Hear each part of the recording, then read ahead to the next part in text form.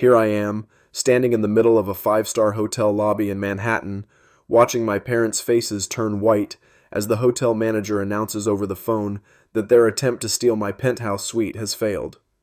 My mother, Linda, grips her purse so tight her knuckles look like they're about to burst through her skin, her lips pressed into a thin line of fury. My father, Mark, just stares at me, his jaw slack, like he's seeing me for the first time. And Ryan, my golden child little brother, crosses his arms and scowls, his entitlement radiating off him like heat from a furnace. I lean against the wall, arms folded, a smirk tugging at my lips as I savor the chaos I've unleashed.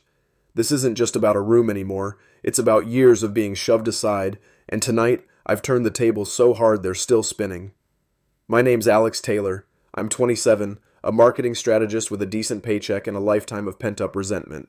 Growing up, I learned fast that in the Taylor family, Ryan was the sun, and I was some distant moon orbiting around his glow.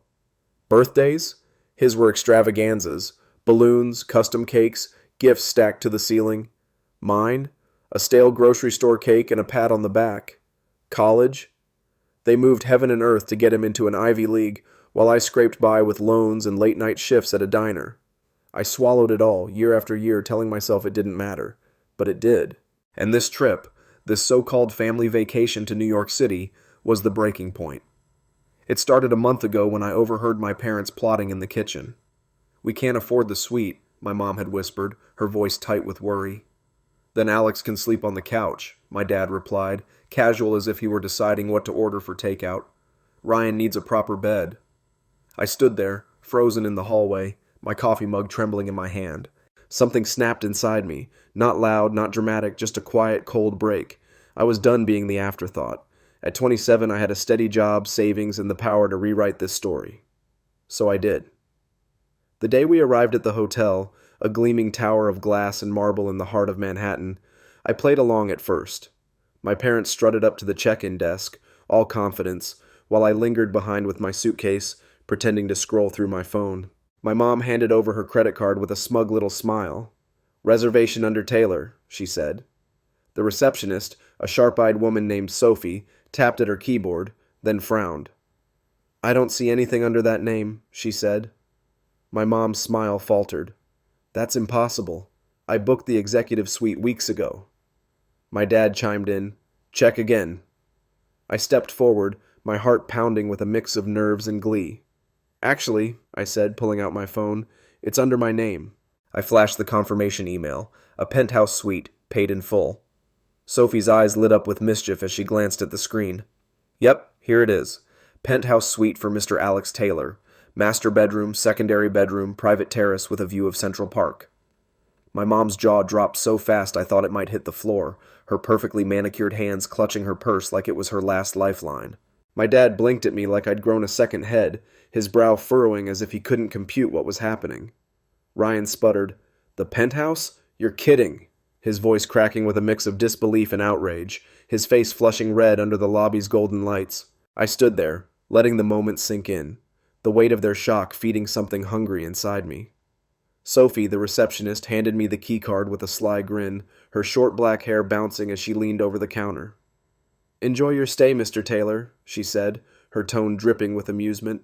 She was young, maybe 25, with a sharp wit I could already tell would come in handy. I nodded at her, my smirk widening. "Oh, I will." Then I turned to my family, who were still frozen like statues in some absurd tableau. "You guys can figure out where you're sleeping," I said, casual as if I were suggesting we grab coffee later.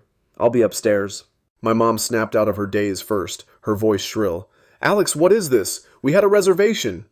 I shrugged, already heading for the elevators. "Not anymore. See you later." The glass doors slid shut behind me, cutting off Ryan's indignant "what the hell?"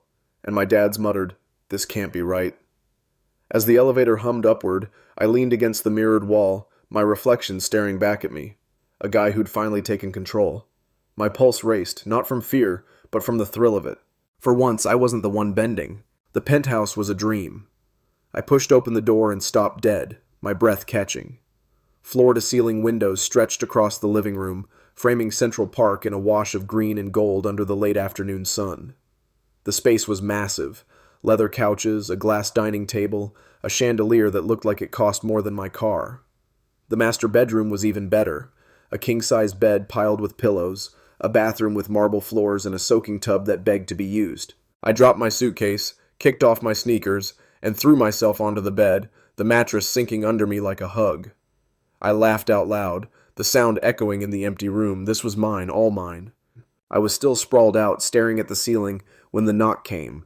3 sharp raps that jolted me upright. My stomach tightened. I knew who it was. I slid off the bed, barefoot, and padded to the door, letting the silence stretch just to mess with them. When I finally opened it, Ryan barreled in, his designer backpack slung over one shoulder, his face twisted with entitlement. "You can't do this," he snapped, pacing like a caged animal. My parents followed, my mom's heels clicking on the hardwood, my dad hovering behind her with that tired look he always wore when things got messy. "Do what?" I asked, leaning against the wall, my arms crossed. I kept my voice light, but inside I was buzzing with defiance. My mom's eyes narrowed, her lips pursed like she'd sucked on a lemon. "Take the best room," she said, as if it were obvious. "You know Ryan has trouble sleeping in small beds." I stared at her, the absurdity of it hitting me hard. "That sounds like a Ryan problem," I said, biting back a laugh. My dad huffed, running a hand through his thinning hair. "We're a family, Alex. We should be staying together." I couldn't hold it in anymore. A dry, bitter chuckle slipped out. "Funny, I don't remember you worrying about that when you decided I'd be sleeping on the couch." The room went quiet, the air thick with tension. Ryan stopped pacing and glared at me. "Whatever, just switch rooms with me." I raised an eyebrow, meeting his stare. "Are you hearing yourself?" My dad stepped in, his voice low. "Come on, it's not a big deal. You don't even care about stuff like this." I pushed off the wall, taking a slow step toward him, my chest tight with years of swallowed words. "You're right. I used to not care, because caring didn't matter. No matter what I did, Ryan came first. But guess what? I booked this room. I paid for it. And now, I care." My mom sighed, rubbing her temples like I was giving her a migraine. "So where are we supposed to sleep?" I shrugged, turning away. "There's a second bedroom. Pull out the couch if you want. Figure it out." They didn't like that. Ryan clenched his fists, his jaw working like he wanted to hit something. "I'm not sleeping on a couch," he spat. I glanced over my shoulder. "Not my problem." My mom tried one last time, her voice softening into that manipulative tone she'd mastered. "Alex, honey, let's not make this harder than it needs to be." I didn't even turn around. "Good night," I said, shutting the door in their faces. I heard their muffled arguing as they dragged their bags down the hall, and I locked the deadbolt with a satisfying click. I didn't waste time celebrating. I ordered room service, filet mignon, a glass of Pinot Noir, a slice of cheesecake, charging it to my own card because this wasn't about petty revenge yet. It was about claiming what I deserved. I ate on the private terrace, the city humming below me, lights flickering like stars. The steak melted in my mouth, the wine warmed my throat, and for the first time in years, I didn't feel like I was apologizing for existing. The next morning, I woke to sunlight pouring through the windows, the bed so comfortable I almost didn't want to move. My phone was lit up with notifications, missed calls from my mom, a text. "We need to talk. Meet us downstairs for breakfast." I groaned, rubbing my eyes. They weren't going to let this go. I got up, showered in that ridiculous marble bathroom, and dressed. Jeans, a black t-shirt, my leather jacket. I wanted to look like I didn't care, even if my stomach was nodding with anticipation. Downstairs, the hotel restaurant was buzzing. Waiters weaving between tables, the smell of coffee and bacon thick in the air. My family was already seated, a spread of croissants, fruit, and scrambled eggs laid out like a peace offering. "Morning," I said, sliding into the booth. My dad cleared his throat, adjusting his glasses. "Look, let's cut to it. We think it'd be best if we rebooked a larger suite, something that works for everyone." I sipped my coffee, letting his words hang. "You mean something that works for Ryan," I said, my tone flat. My mom ignored that, folding her hands on the table. "If we pool our money, we can upgrade." I set my mug down, slow and deliberate. "How much are you putting in?" Silence. My dad sighed, avoiding my eyes. "We were hoping you'd cover it." I laughed, a sharp, incredulous sound that made Ryan shift in his seat. "You cannot be serious." Ryan muttered, "It's not a big deal. You already spent money on the penthouse." I leaned back, crossing my arms. Exactly. My money, my choice. If you want a bigger suite, pay for it yourselves. My dad rubbed his temples. Why are you being so difficult? I leaned forward, my voice low. Why are you acting like I owe you anything? You had no problem shoving me onto a couch, but the second I take control, it's a problem? Ryan rolled his eyes, pushing a strawberry around his plate. You're making this a bigger deal than it is. I turned to him, my patience fraying. And you've spent your whole life getting whatever you want. Maybe it's time you learned what it feels like to lose. He shoved his plate away and stood. Whatever, I'm done. My mom sighed, her voice dripping with disappointment. I don't understand why you're being so selfish, Alex. I stood too, tossing my napkin on the table. Selfish? You raised me to give up everything for Ryan, to compromise, to step aside. Not anymore.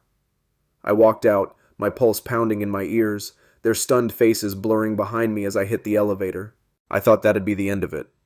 I was wrong. That afternoon, I needed air.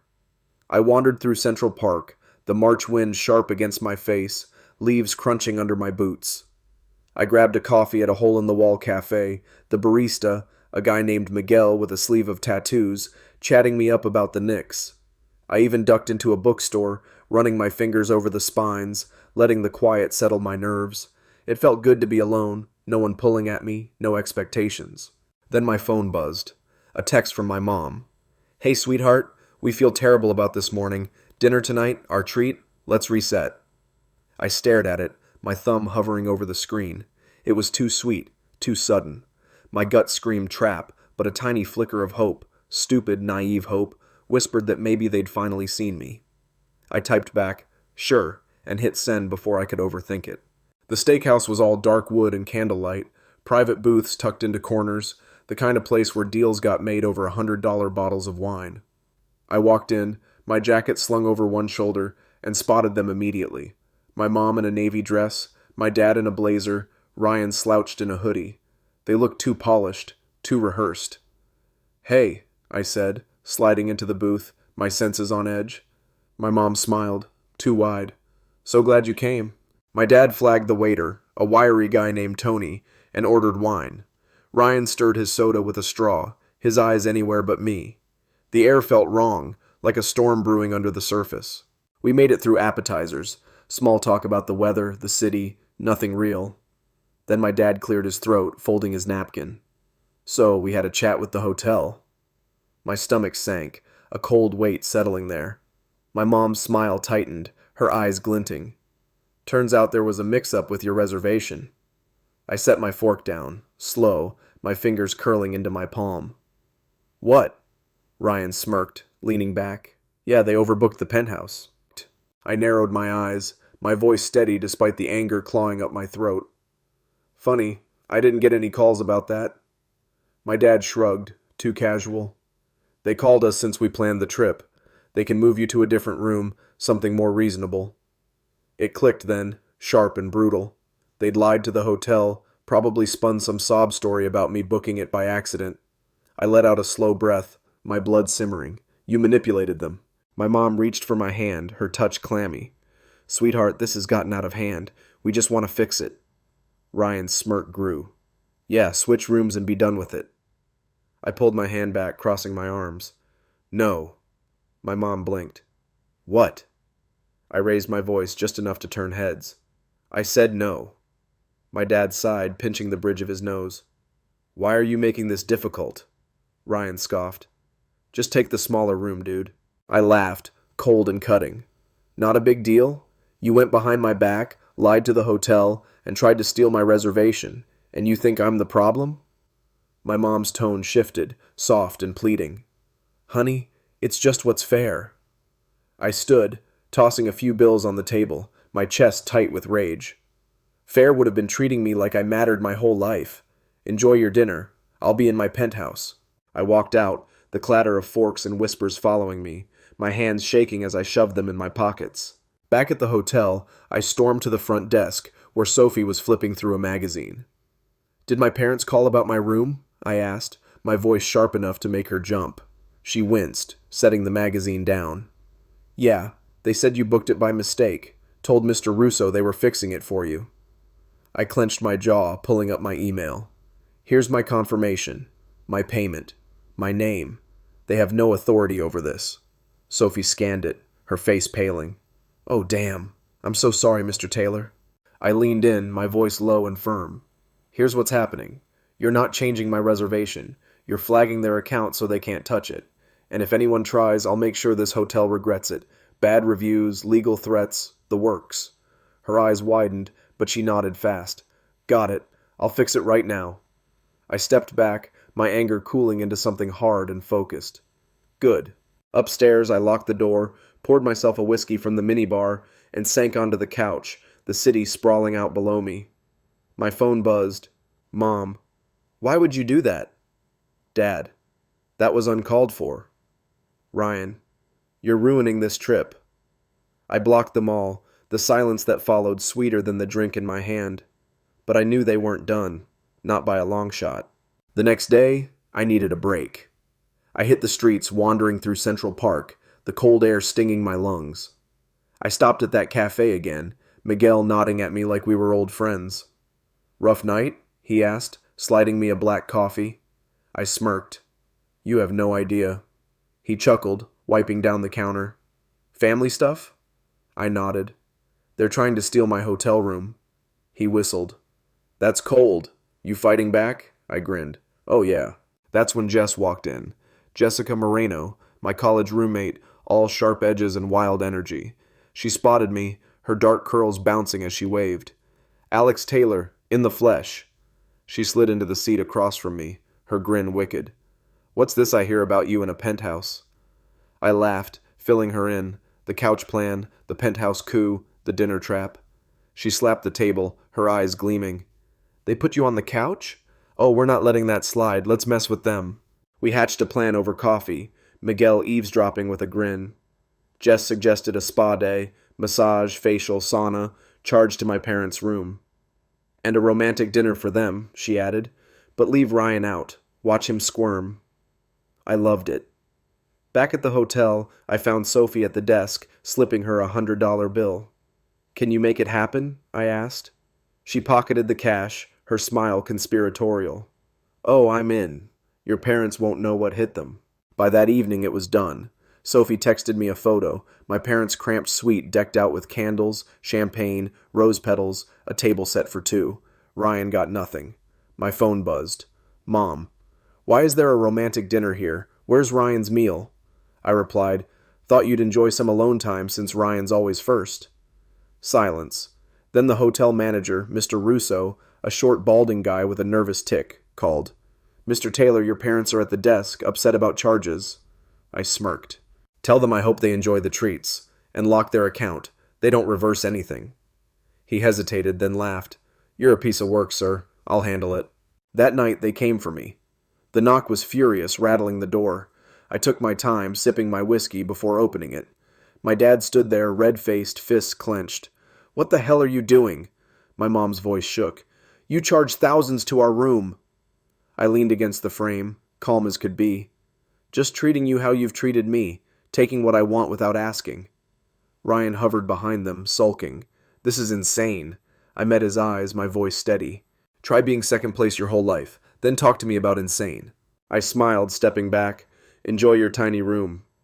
I shut the door, the lock clicking like a gunshot. They pounded again, but I turned up the TV, some dumb reality show, and let their voices fade. I wasn't done. Not yet. I stood there, whiskey glass in hand, the echoes of my family's furious pounding fading as I turned up the TV to drown them out. Some reality show blared, people screaming about betrayal, perfect background noise for the mess I'd just stirred up. I sank onto the leather couch, the city skyline stretching out beyond the terrace, and took a slow sip, letting the burn slide down my throat. My hands still trembled from the confrontation, but it wasn't fear. It was adrenaline, pure and electric. I'd shut the door on them, literally and figuratively, and it felt like I'd finally clawed back a piece of myself they'd spent years trying to bury. But I wasn't done. Not even close. They thought they could lie, manipulate, and guilt me into submission like always. They had no idea who they were dealing with now. I set the glass down, my mind racing, and grabbed my phone. Jess picked up on the second ring, her voice bright with mischief. How'd it go? She asked, like she already knew the answer. They're pissed, I said, a grin tugging at my lips. Came up here yelling about the charges. I told them to enjoy their tiny room and locked them out. She laughed, loud and unrestrained. Beautiful. But you're not stopping there, right? Hell no, I said, pacing the room now, the plush carpet soft under my feet. They tried to steal my reservation, Jess. I want to hit them harder. She didn't miss a beat. Okay, let's go big. Book a full-on party in their room. DJ, lights, the works. Charge it to them. Make it so over the top they can't ignore it. My grin widened. You're a genius. I hung up, buzzing with energy, and dialed Sophie at the front desk. She answered with a knowing, Mr. Taylor, what now? I leaned into the phone, my voice low. I need a favor. Set up a party in my parents' suite. DJ, decorations, food, everything. Call it a bachelor bash or something ridiculous. Charge it to their room. Can you do it? She paused, then chuckled. For another 100, I'll make it legendary. I laughed. Deal. An hour later, Sophie texted me a video. My parents' cramped suite transformed into a nightclub. A DJ spun tracks from a corner, strobe lights flashed, a buffet table groaned under trays of sliders and wings. Hotel staff milled around, grinning, clearly in on the joke. I heard Ryan's voice in the background, shrill and furious. What the hell is this? Then my mom's. Alex did this? I'm calling the manager. I poured another drink, my chest tight with glee, and waited for the fallout. It didn't take long. My phone buzzed. Mr. Russo, the manager, his voice tight with strain. Mr. Taylor, your parents are here demanding I reverse the charges. A spa day, a romantic dinner, now this party. They're threatening to sue. I leaned back, staring at the ceiling, a slow smile spreading. They told you they were handling my reservation, right? Said I booked it by mistake? He hesitated. Yes, but... I cut him off. Then they can handle this too. Lock their account, Russo. No reversals. They dug this hole. He sighed, then let out a reluctant laugh. You're ruthless, sir. It's done. The next knock came at midnight. I'd been dozing on the couch, the TV still muttering in the background, when the pounding jolted me awake. I stumbled to the door, rubbing my eyes, and opened it to find my dad, red-faced and wild-eyed, my mom right behind him, her hair a mess from the chaos downstairs. Ryan lurked in the hall, arms crossed, his hoodie streaked with what looked like buffalo sauce. What the hell do you think you're doing? My dad roared, stepping into my space. I held my ground, the sleep haze burning off fast. Having fun, I said, my voice calm but edged with steel.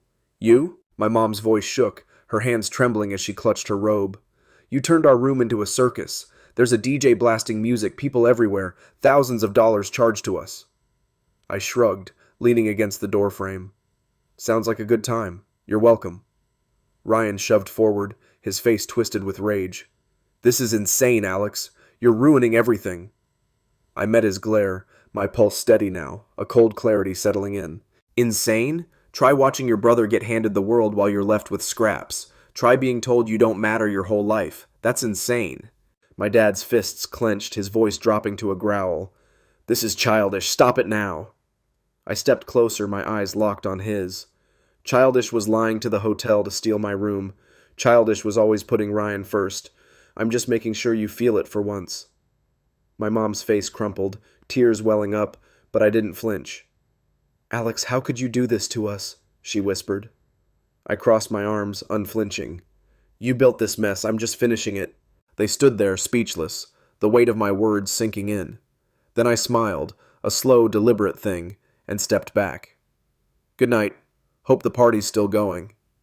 I shut the door, the lock snapping shut, and turned away as their muffled shouts faded into the hall. I didn't sleep much after that. I sat on the terrace, the city humming below, my mind replaying every second of their stunned faces. It wasn't just about the room anymore. It was about rewriting the rules they'd forced on me. The next morning, I woke to silence. No texts, no calls, just the soft rustle of the wind against the windows. I stretched out on the king-size bed, the sheets cool against my skin, and checked my phone. Nothing. They'd gone quiet. I got up, showered, and headed downstairs, curious to see the damage. Sophie was at the desk, flipping through a ledger, her grin wide when she saw me. Morning, Mr. Taylor. Your family checked out at dawn, didn't say a word. Looked like they hadn't slept. I smirked, leaning on the counter. Good. How'd the party go? She laughed. Epic. Ryan tried to unplug the DJ, slipped in some dip, And your mom nearly fainted when she saw the bill. I handed her another tip, a crisp 50 this time. You're the real MVP, Sophie. Keep the sofa warm if they ever come back. She pocketed it, winking. You got it, Penthouse King. I grabbed a coffee from the lobby cafe, Miguel nodding at me with a knowing grin. Heard you threw a rager last night, he said, steaming a latte. Family still mad? I sipped my drink, the warmth spreading through me. Oh yeah, but I'm not, he chuckled. Respect, man. I spent the day solo, Central Park again, a burger at a dive bar, a quiet hour in that bookstore flipping through a thriller I didn't buy. It felt like breathing for the first time in years, no one tugging at me, no guilt gnawing at my edges. But I had one last move.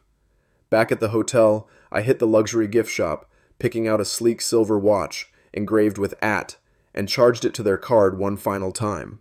The clerk, a wiry guy named Leo, raised an eyebrow but swiped it through. Nice taste, he said.